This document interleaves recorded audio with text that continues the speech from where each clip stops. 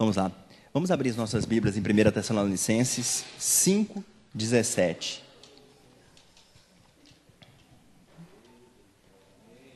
Amém? Vamos então ler o texto.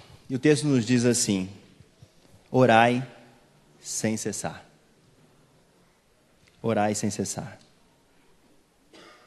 Amém? Vamos curvar nossas cabeças, vamos nos colocar diante de Deus. Senhor Deus e Pai, nós estamos aqui na Tua presença, Senhor, em temor e tremor, na expectativa que o Senhor nos ensine um pouco mais da Tua vontade. Que o Senhor possa nos ensinar um pouco mais sobre a oração, sobre a vida de intimidade contigo, sobre o Teu querer, sobre a Tua vontade, sobre aquilo que o Senhor planejou para nós. Por isso nos capacita, Senhor, através do Teu Santo Espírito, de termos entendimento da Tua palavra, da Tua vontade. Fala com cada um aqui, me usa conforme a Tua vontade, me dá sabedoria e graça para transmitir essa mensagem, e que Teu Espírito esteja vivificando essa palavra no coração de cada um que está aqui. Esse é o nosso desejo, o nosso pedido diante do Senhor. Amém. Amém? Amém. Se puder acender aqui, por favor. Só para... Gente, hoje eu vou falar sobre oração. E eu gostaria de ressaltar um pouco para nós entendermos a importância da oração e entendermos também o que significa orar sem cessar, o que significa uma vida de oração, o que significa estar diante de Deus e o que muitas vezes a gente, às vezes, se equivoca. Então, diante disso, eu quero falar para vocês que a oração é como alimento. Para o seu corpo, a oração é o alimento do seu espírito. Você precisa da oração todos os dias, a oração é o que vai te fortificar, a oração é que vai te dar força para viver a vida que Cristo quer que você viva na terra, assim como o alimento é aquilo que dá força para o seu físico, para você fazer o seu trabalho, para você cumprir as suas atividades aqui na terra. A oração, então, vai ser aquele alimento que vai te dar força para você viver conforme Cristo, para você viver a vontade de Deus, o plano de Deus para você nessa terra. A gente encarar, então, a oração como sendo o alimento. Um alimento básico que eu preciso todos os dias, assim como a minha carne precisa da comida, então o meu espírito, a minha vida cristã, a minha espiritualidade precisa da oração. E a palavra fala para nós orarmos sem cessar. Ou seja, a todo o momento, ela nos desafia, ela nos chama a estar orando. E esse orar sem cessar me dá uma visão assim, como que eu posso pensar o que seria esse orar sem cessar? Orar sem cessar é eu em casa orando, eu no trabalho orando, eu no futebol orando, eu em todos os lugares orando. Mas aí então nós temos que começar a pensar um pouco melhor, que oração é essa? Não é a oração da qual eu entro no meu quarto e tranco a porta. Que oração seria essa que a todo momento eu devo estar praticando? A todo momento eu devo estar buscando? A oração é aquela intimidade com Deus, é aquele momento que você se coloca diante dele, pedindo para ele, muitas vezes, a capacitação para viver aquele momento da forma como Cristo gostaria que você vivesse, ou conforme a estatura de Cristo. Então a gente pode dizer que na nossa casa, eu estou lá em oração, para que Deus me dê sabedoria, para que eu possa falar com sabedoria para minha esposa, que Ele me dê graça, para que eu possa... Ainda não tenho, mas quando eu tiver os filhos, para que eu possa ensiná-los, amém? Que eu possa ensiná-los com sabedoria o caminho do Senhor. Então, para isso, eu tenho que estar buscando constantemente com Deus. Eu tenho que entender, então, que o meu dia a dia, eu tenho que estar buscando essa intimidade com Deus, para que em todas as minhas atitudes, a minha palavra, o meu agir, seja realmente transformado por Deus, que eu esteja nesse processo de transformação, para que o que sair da minha boca edifique a vida dos meus familiares, para que o que sair da minha boca seja uma palavra de Deus, de sabedoria de Deus, para falar para os meus filhos, para que eles cresçam cheios dessa sabedoria de Deus. No trabalho é a mesma coisa. Eu estou no trabalho com esse espírito de oração, entendendo que, pedindo a Deus para que Ele me dê graça, sabedoria naquele momento, para que Ele me dê paciência, para que Ele me dê discernimento, para que nas oportunidades eu possa ter uma palavra, uma atitude, melhor dizendo, uma atitude que venha resplandecer a glória de Deus no meu trabalho. Então eu estou ali no espírito de oração, eu estou percebendo, eu não estou distraído da presença de Deus, eu estou percebendo a presença de Deus, estou entendendo que eu sou luz ali naquele lugar, eu fui colocado naquele lugar para resplandecer a glória de Deus, e por isso eu fico buscando de Deus essa capacitação, essa compaixão pelas pessoas que estão do meu lado, no meu trabalho, que muitas vezes a gente perde esse sentimento de compaixão, de entender que essas pessoas muitas vezes não conhecem a Deus, estão ali do nosso lado tanto tempo, podem se perder e eu ali tendo a palavra de vida. Então, buscar de Deus, Deus, coloca compaixão no meu coração, coloca sabedoria para que a minha atitude seja uma atitude sábia, para que quando alguém no meu trabalho fizer alguma coisa contra mim, que eu tenha esse espírito de Cristo, de realmente de perdão, de compaixão, para que eu possa ser luz ali. Da mesma forma no futebol. Vocês hoje foram lá, alguns de vocês foram lá no Projeto Gol, e de repente vocês estão jogando futebol, e aí lá nós temos que estar com o espírito de oração. Lá realmente nós temos que estar com o espírito de oração. De repente um colega seu dá uma entrada forte, e ali você pode ter uma tendência de querer entrar na carne. Então você tem que estar em espírito de oração para que ali você possa manifestar ali o perdão, para que você realmente possa dar outra face, como a palavra de Deus nos traz. Nós podemos pensar então, quando você está dirigindo. Nós também temos que orar muito quando nós estamos dirigindo. Nós temos que pedir muito domínio próprio. É verdade, você está dirigindo e é um lugar onde a nossa carne costuma aflorar muito.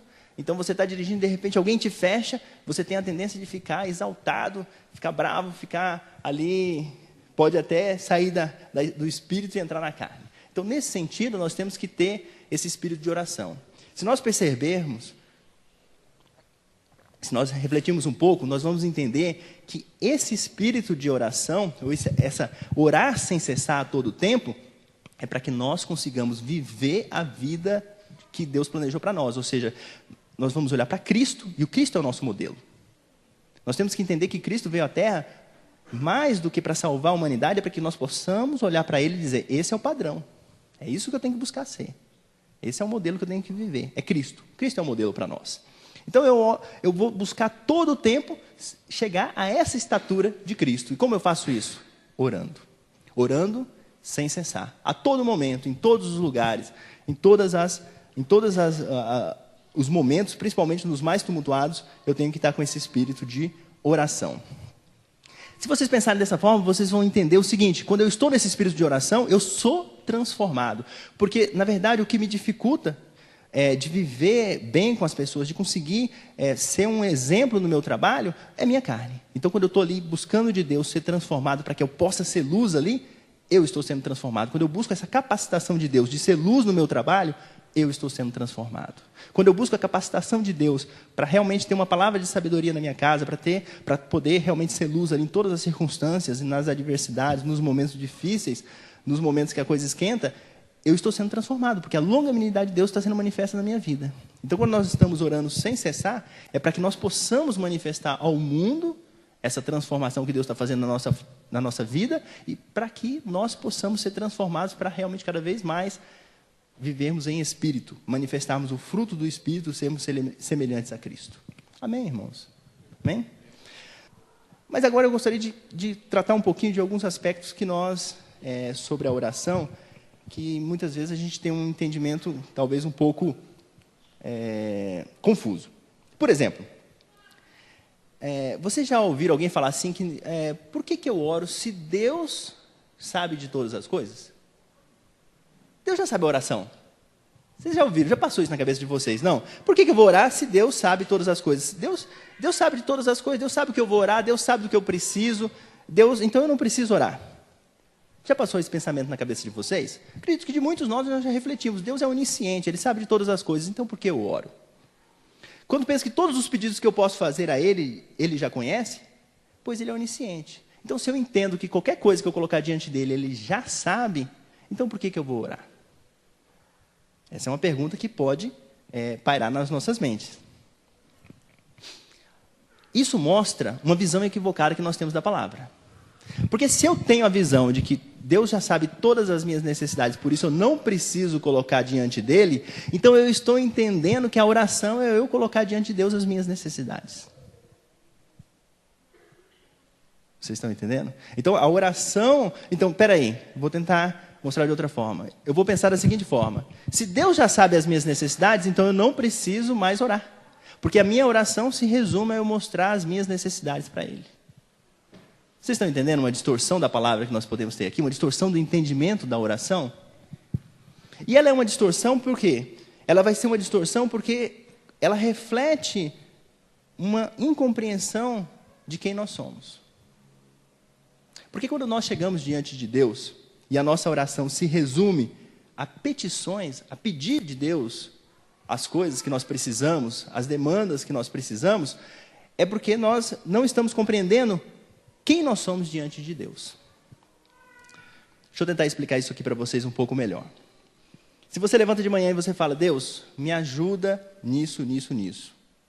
Me ajuda nesse dia, me ajuda a vencer os desafios, me ajuda a fazer aquilo, me ajuda a fazer isso.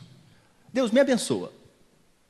Quando nós fazemos essa oração, nós estamos falando para Deus, assim, nós estamos entendendo que nós precisamos colocar diante de Deus para que Ele nos abençoe. Nós estamos precisando clamar a Deus, mostrar para Deus, Deus, me abençoa nesse dia. Gente, eu quero que vocês entendam que isso vocês guardem no coração de vocês. Deus ama vocês e o maior desejo que Ele tem é abençoar vocês todos os dias. É abençoar vocês. Quando você levanta, a expectativa de Deus é de te abençoar, é de te ajudar, é de te levar além, é de que as coisas que Ele tem, os planos dEle se concretizem na tua vida. Esse é o plano de Deus. Então essa oração que se resume, essa oração que muitas vezes quando eu coloco diante de Deus, eu estou buscando, certo? Colocando diante de Deus para que Ele tenha ciência daquilo que eu estou passando, para que Ele tenha ciência e haja em prol do que eu estou precisando, é uma incompreensão de quem é Deus. Porque a gente tem que ter compreensão que Deus deseja muito nos ajudar. Ele deseja muito mudar a nossa realidade. Ele deseja muito transformar a nossa vida. Só que Ele não age da forma como nós pensamos que Ele gostaríamos que Ele agisse. Por isso que muitas vezes a gente fica orando por uma coisa e Deus fala, não, mas não é isso, meu irmão, meu filho. Não é isso que eu tenho para você. Olha só. Deus, a nossa realidade como filho de Deus é que Deus já nos abençoou. Vamos abrir lá em Efésios 1, 3.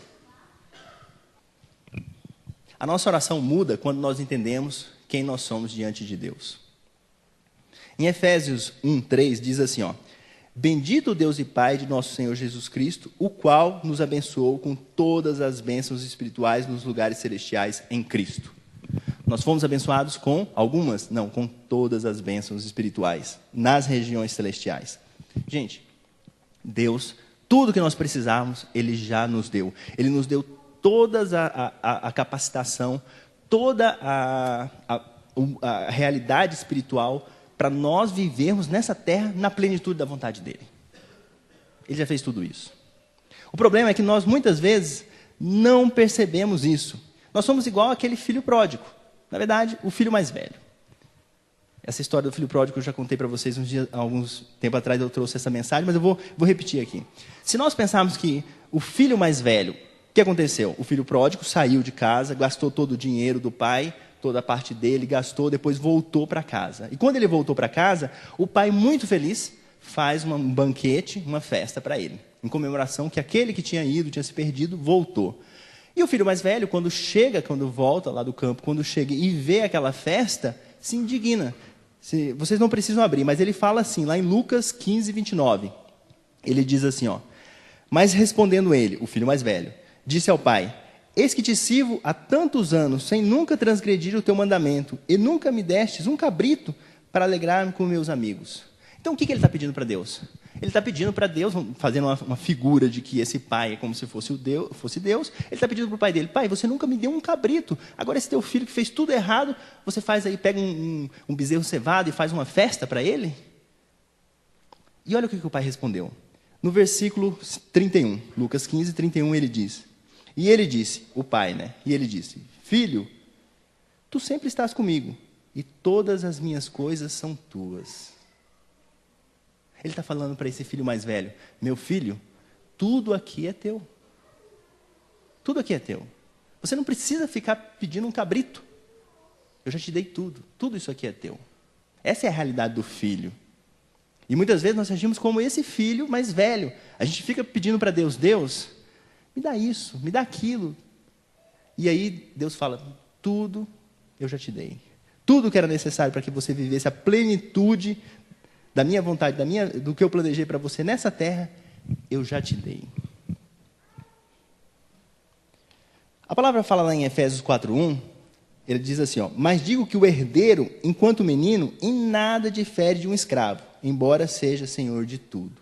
Então imagina, você tem uma fazenda lá, e nessa fazenda tem as pessoas que trabalham na fazenda, e tem o filho do dono da fazenda. Só que quando eles são meninos, eles não têm entendimento, então o menino não sabe, ele não tem noção, ele não consegue diferenciar que tudo aquilo é dele, e ele é como se fosse o servo. Assim somos nós, na nossa meninice, na nossa imaturidade. Nós devemos crescer, e esse é o intuito nosso, amadurecer e crescermos. E à medida que crescemos, percebemos quem nós somos em Deus. Nós somos herdeiros, nós somos filhos.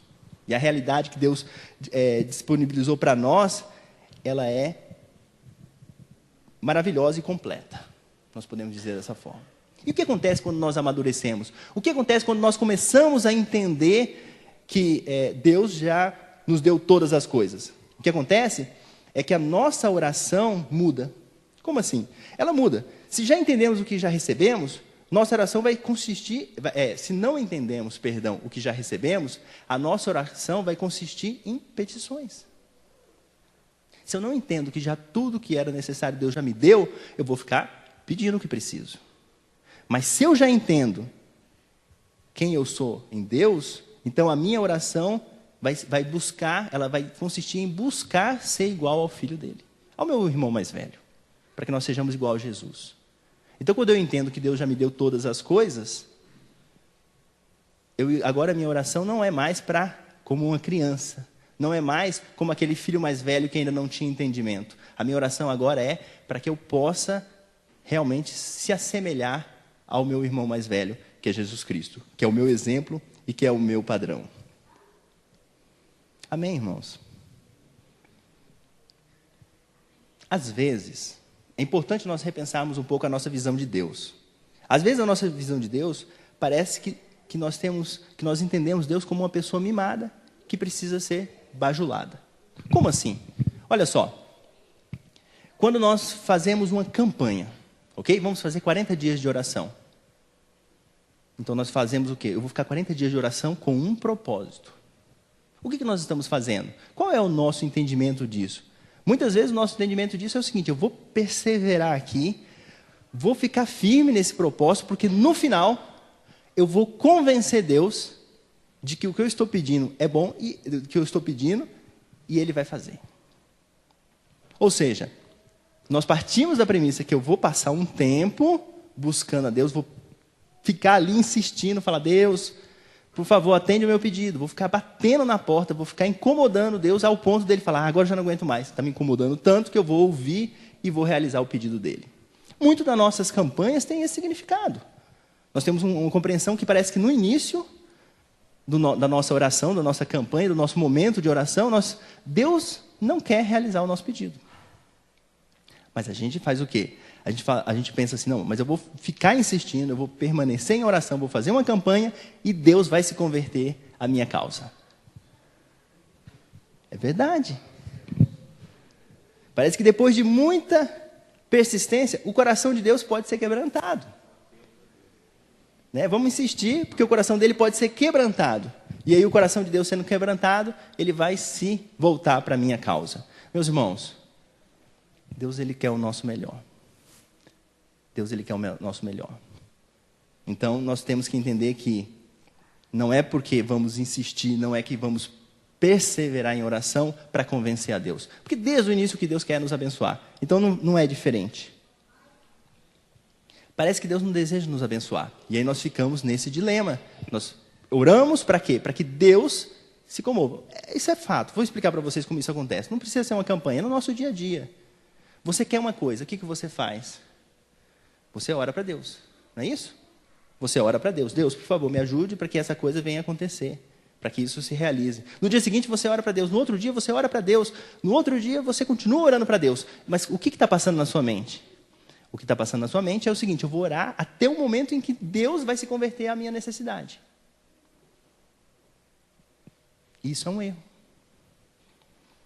Mas vamos ver de onde vem esse erro.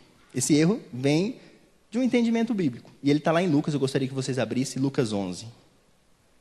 Lucas 11, do versículo 5 ao 13. Amém? Eu vou ler aqui na linguagem de hoje. Fica mais legal. Vamos lá. Lucas 11, do 5 ao 13. Diz assim: Então Jesus disse aos seus discípulos: Imagine que um de vocês vai à casa de um amigo, à noite, à meia-noite, melhor dizendo, e lhe diga: amigo, me empreste 3 pães. É que um amigo meu acaba de chegar de viagem e eu não tenho nada para lhe oferecer. E imagine que o amigo responde lá de dentro: não me amole, a porta já está trancada e o meu filho e eu estamos deitados. Não posso me levantar para lhe dar os pães. Jesus disse: eu afirmo a vocês que pode ser que ele não se levante porque é amigo dele, mas certamente se levantará por causa da insistência dele em lhe dar, e lhe dará tudo o que é preciso. Por isso eu digo: peçam e vocês receberão, procurem e vocês acharão, batam e a porta será aberta para vocês. Porque todo aquele que pede recebe, todo aquele que procura acha, e a porta será aberta para quem bate.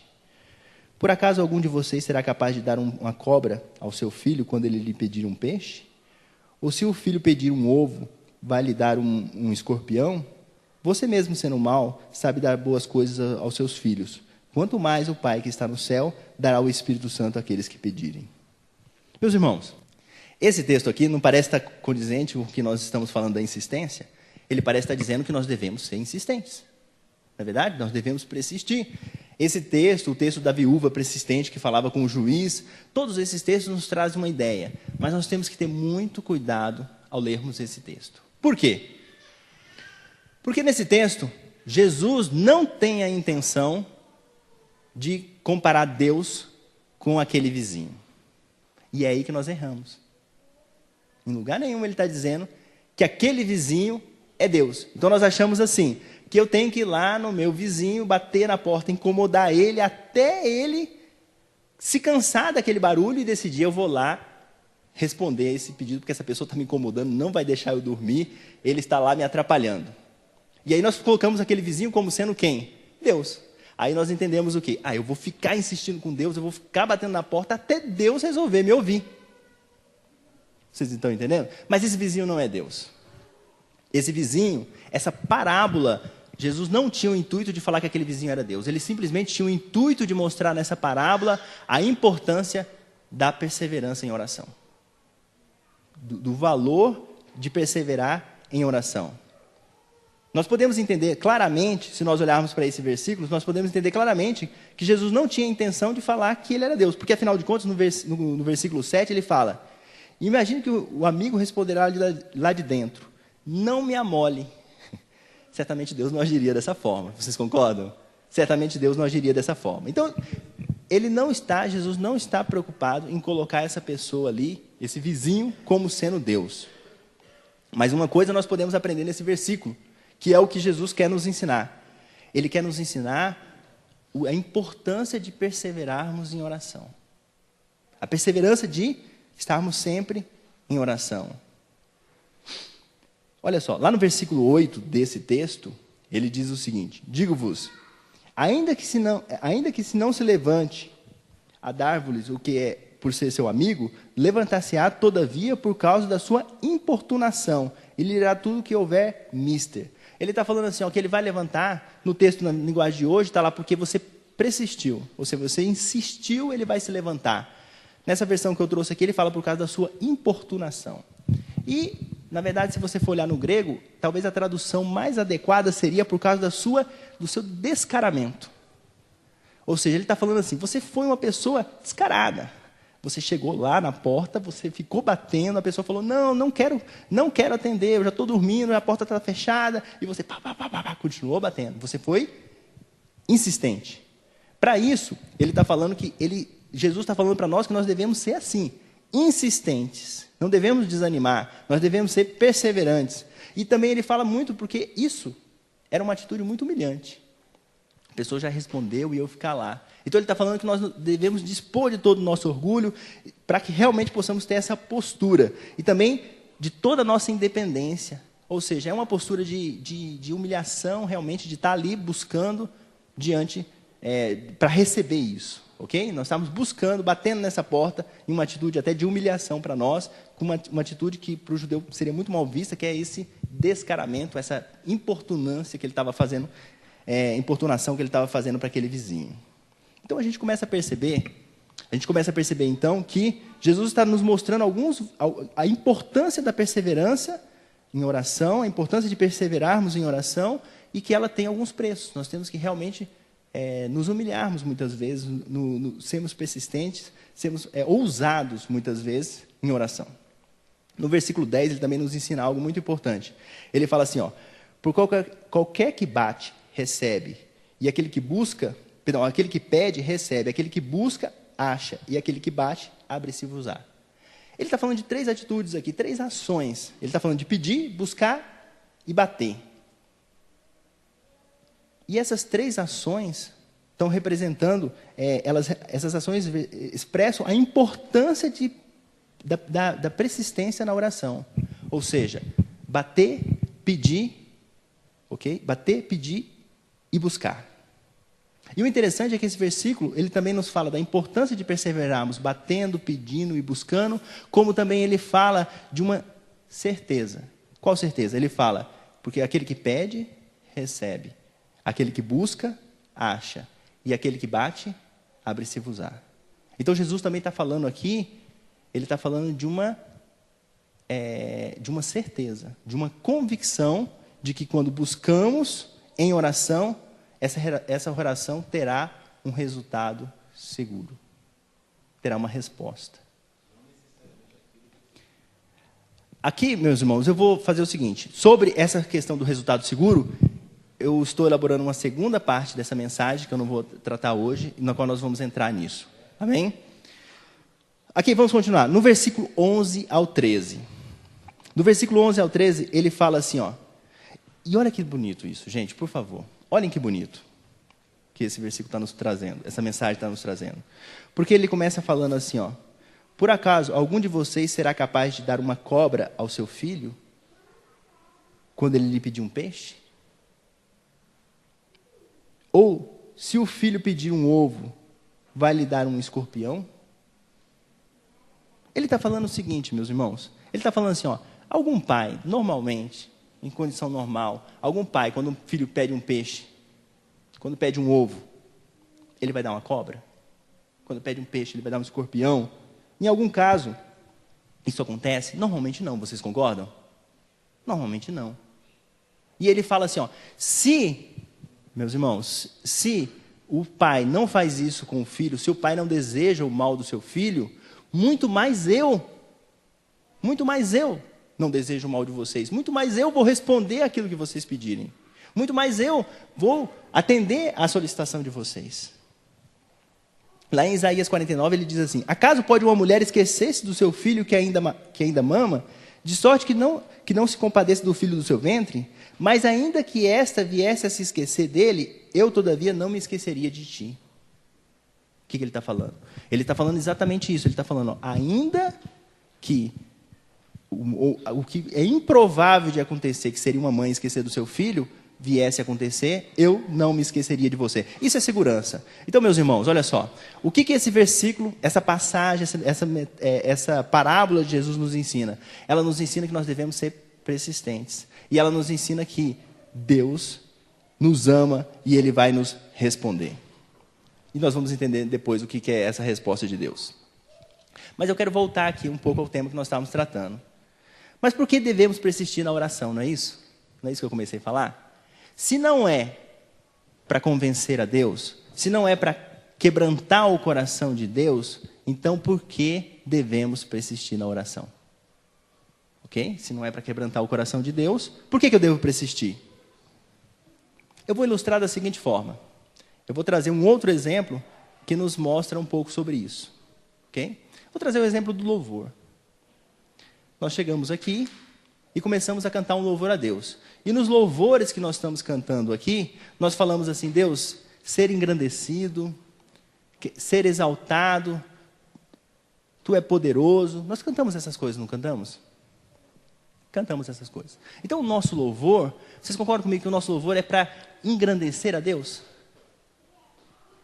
O nosso louvor é para levar Deus a um status mais alto. O nosso louvor é para realmente aumentar esse poder de Deus. O nosso louvor é para que realmente Ele se torne mais grande. Não é, vocês concordam? Vamos pensar um pouco, gente. Quando eu louvo, falando para que Deus, para que Ele seja mais exaltado, tem como Deus que está acima de todas as coisas ser mais exaltado do que Ele já é? Tem como um Deus que é todo poderoso ser atribuído mais poder a Ele do que Ele já tem? Tem como um Deus que o universo cabe na sua palma das suas mãos, Ele receber, Ele ser engrandecido, ser aumentado, o seu poder ser aumentado, a sua glória ser aumentada? Não tem. Não tem como. Porque Ele já é grande. Porque Ele já é todo poderoso. Porque Ele já é Senhor de todas as coisas. Então, peraí. Por que eu chego aqui, me viro aqui e começo a cantar essas coisas para Deus? Por que eu faço isso? Eu faço isso porque quando eu estou falando para que Deus, que Ele é poderoso, eu estou falando para a minha alma que o meu Deus é poderoso. Quando eu digo que Ele é grande, eu estou falando para a minha alma que Ele é grande. Quando eu digo que Ele é excelso, supremo, eu estou falando para a minha alma, para o meu entendimento, quem é meu Deus. De tal forma que quando eu estou aqui louvando a Deus, eu estou me achegando a Deus, eu estou compreendendo quem é Deus, eu estou ministrando ao meu ser quem é o Deus que eu sirvo. Eu estou aprendendo quem é esse Deus. De tal forma que eu cheguei preocupado como eu posso resolver esse problema. Cheguei preocupado, ansioso em algumas coisas. E de repente eu percebo nesse louvor, eu começo a falar para Deus. Eu começo a falar, Deus, Tu és grande. Então eu estou falando para Deus quem Ele é, mas principalmente eu estou falando para mim, para minha alma, para o meu entendimento, quem é o Deus que eu sirvo. Isso faz toda a diferença. Porque isso vai gerar convicção no meu coração, isso vai gerar fé, isso vai gerar entendimento de quem é meu Deus. E isso vai me enchendo de fé. Isso vai fazendo com que a minha visão de quem é o meu Deus mude. Isso vai fazendo com que o meu louvor, a minha adoração, me leve a realmente compreender quem é esse meu Deus. Da mesma forma é a oração. Da mesma forma é a oração. Como assim eu me coloco diante de Deus?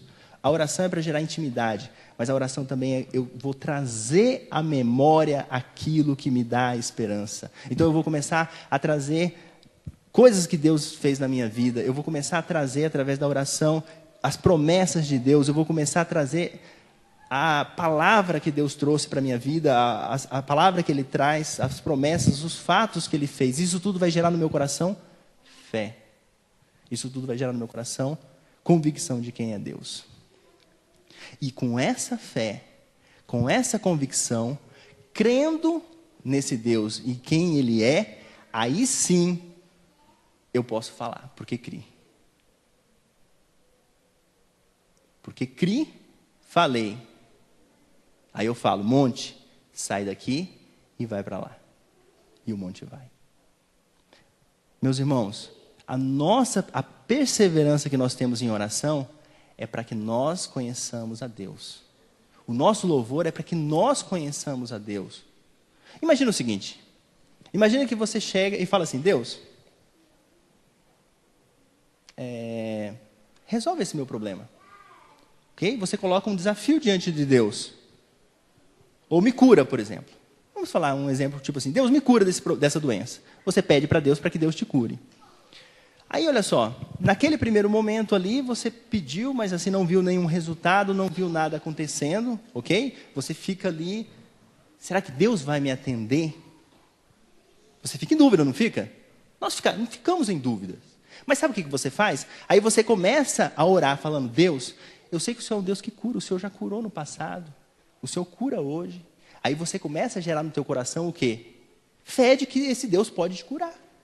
E aí depois você continua nesse sentido, você continua buscando a Deus, e Deus vai ministrando fé no teu coração. Você vai sabendo que esse Deus verdadeiramente cura, não só da boca para fora.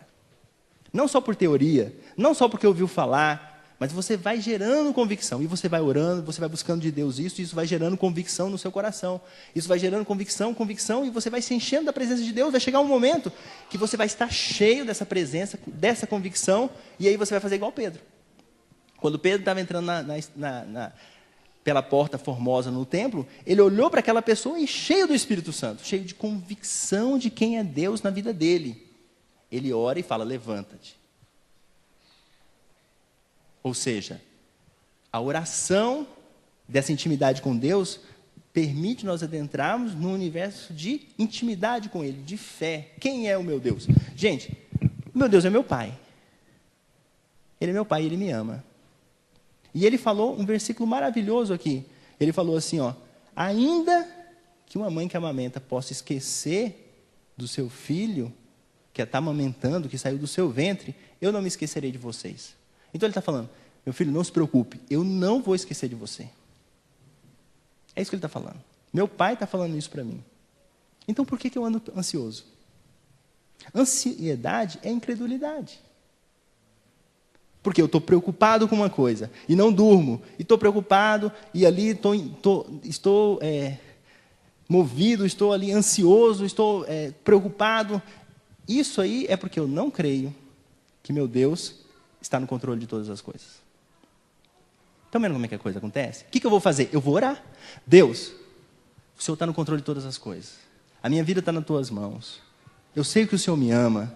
Eu sei que todas as coisas que eu estou passando são para o meu bem. Eu sei que o melhor dessa terra o Senhor tem preparado para mim.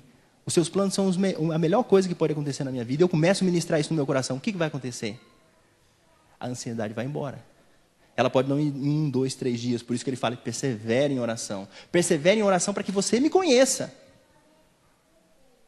Porque Deus, gente, Deus, Ele todo o tempo quer nos abençoar, mas nosso Deus é um Deus de processo.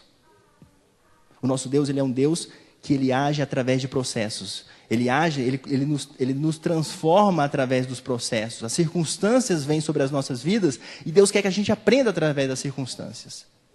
As dificuldades vêm, os momentos bons vêm, e em todos os momentos Ele quer nos ensinar algo, porque o nosso Deus é um Deus de processo. Então pensa, como o nosso Deus é um Deus de processo, vem um momento difícil. E aí, na hora que vem aquele momento difícil sobre a minha vida, a minha empresa quebrou, ou uma doença, não sei, uma coisa difícil de se passar. Aí a sua convicção de quem é o seu Deus começa a ser abalada. E aí você começa a se desesperar, você começa a olhar para aquela situação e falar, será que Deus está no controle mesmo? Será que é esse o propósito de Deus para a minha vida? Você perde a perspectiva de que Deus é um Deus de processo, porque no final, se eu sei que todas as coisas cooperam para o meu bem, eu sei que aquilo que está acontecendo, Deus quer me ensinar alguma coisa, e no final disso, eu vou sair melhor do que eu era antes. Mas isso, só é possível eu viver isso, se eu realmente tenho convicção de quem é meu Deus. Eu só consigo viver essa realidade e passar por esse momento difícil e turbulento se eu tiver convicção que Deus está no controle e que Ele me ama. Se a dúvida pairar no meu coração, a ansiedade vai me consumir, o medo vai me consumir, e eu não vou conseguir perceber aquilo que Deus quer me ensinar nessas circunstâncias. Por isso que eu tenho que estar orando. Eu tenho que estar orando porque eu tenho que estar trazendo ao meu coração quem é o meu Deus. Eu tenho que estar buscando, vivificando no meu coração quem Ele é. Eu tenho que estar ali trazendo à memória quem é esse meu Deus. Trazendo versículos que dizem que Ele te ama, que Ele me ama, que Ele está comigo, que Ele não vai me desamparar, que todas as coisas cooperam para o meu bem. E aí isso vai me dando fé, através dessa oração vai me dando fé para crer. A tal ponto que quando eu entendo o propósito dessa circunstância na minha vida, eu possa falar para que essa circunstância se mova, para que ela seja transformada.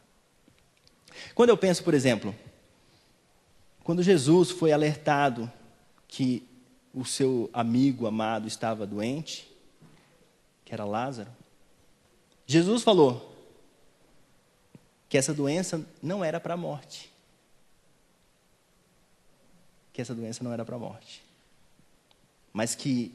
E também ele falou que ele não iria, naquele momento, por amor a Marta, a Maria, aquelas pessoas que estavam lá. Por amor a elas.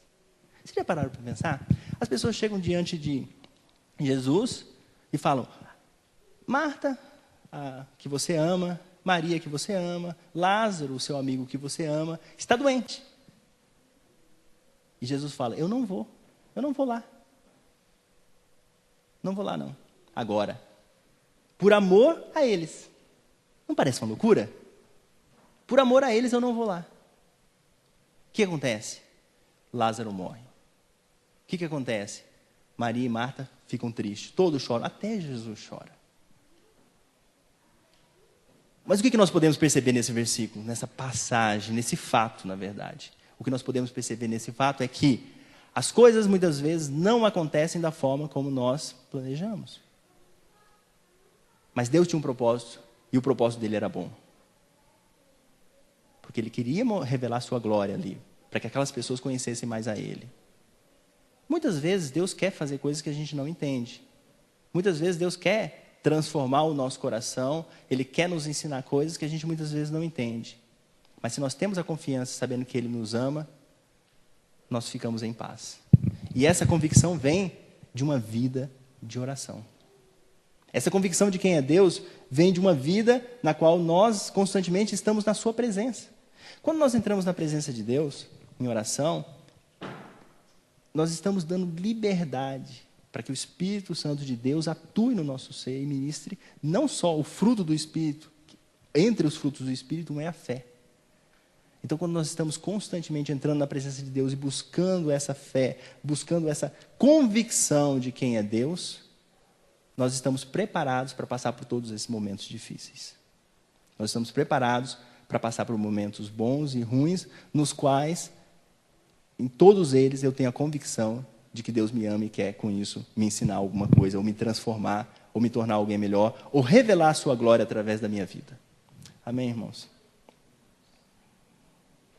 Amém. Vamos ficar em pé para nós orarmos?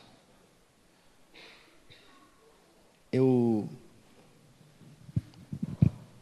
estava com bastante temor em trazer essa palavra, porque muitas vezes nós temos algumas convicções fortes, firmadas dentro do nosso coração, de relacionamento com Deus, e muitas vezes essa palavra pode chocar um pouco, tá? Mas o desejo do meu coração de trazer essa palavra é para que nós tenhamos uma intimidade com Deus baseada, ou realmente uma intimidade com Deus construída a partir de convicções e não de necessidades. Porque quando a gente tem um relacionamento com Deus, no qual a base do nosso relacionamento é a nossa necessidade, é a nossa demanda, e nós temos, isso gera medo, porque nós também muitas vezes construímos uma visão de quem é o nosso Deus, que Ele é um Deus, muitas vezes, que não nos ama. Porque quando a gente entende que eu tenho que bater na porta, bater para Ele me ouvir, eu estou entendendo um Deus que Ele não está a fim de me atender. Mas pode ser que se eu insistir muito, Ele venha se converter à minha causa.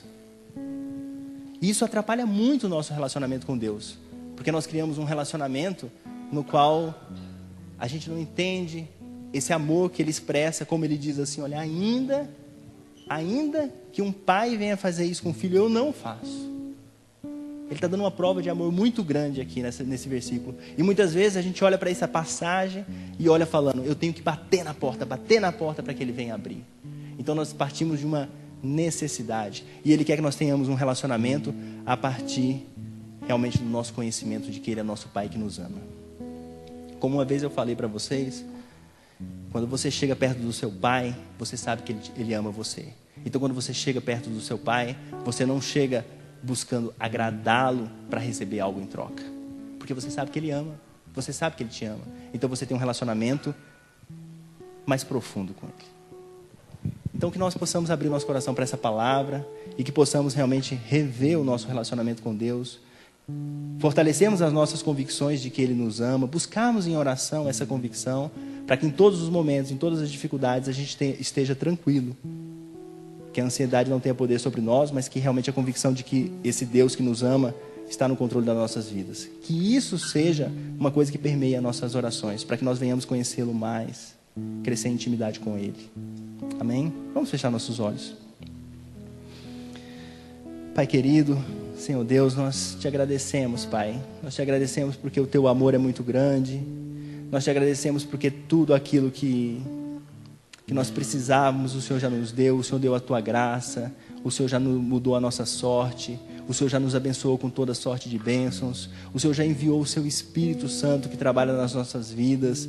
Oh Deus, muito obrigado, Pai. Muito obrigado.